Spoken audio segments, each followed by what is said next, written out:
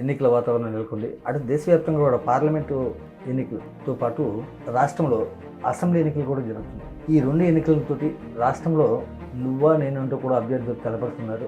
ఉంగుటూరు నియోజకవర్గం, ఈ ఉంగుటూరు నియోజకవర్గంలో ఏ పార్టీ అభ్యర్థి అయితే గెలుపొందుతాడో ఆ పార్టీ రాష్ట్రంలో పరిపాలన చేపడుతుంది. 2019 ఎన్నికల్లో తెలుగుదేశం పార్టీ నుంచి మాజీ ఎమ్మెల్యే గన్ని వీరాంజలి గారు, వైఎస్ఆర్సీపీ నుంచి పుప్పాల వాసుబాబు గారు ఒకరికొకరు తలపడి నువ్వా నేనంటూ కూడా తలపడి వాసుబాబు గారు విజయం సాధించారు.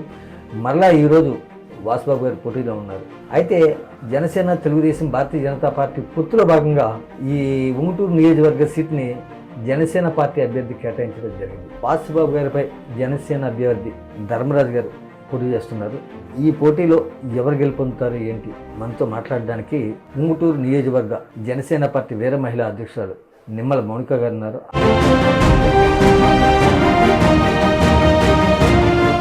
మీరు రాజకీయాల్లో రావడానికి గల కారణాలు ఏంటి?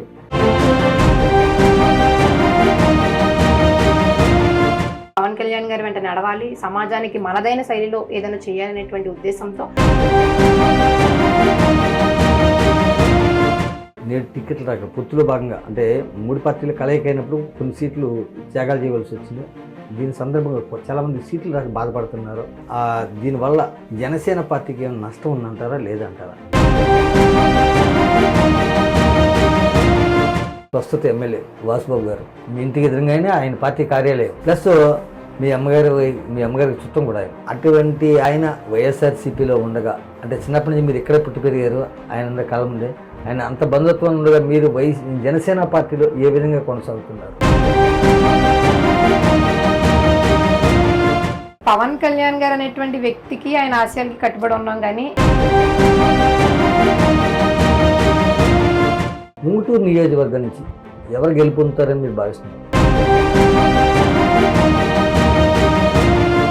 ఒక విత్తనంగా మొదలైన ఆయన ప్రయాణం ఈరోజు చెట్టు వరకు వచ్చింది. రేపు పొద్దున్న మహావృక్షం అవుతారని నేను ఖచ్చితంగా భావిస్తున్నాను.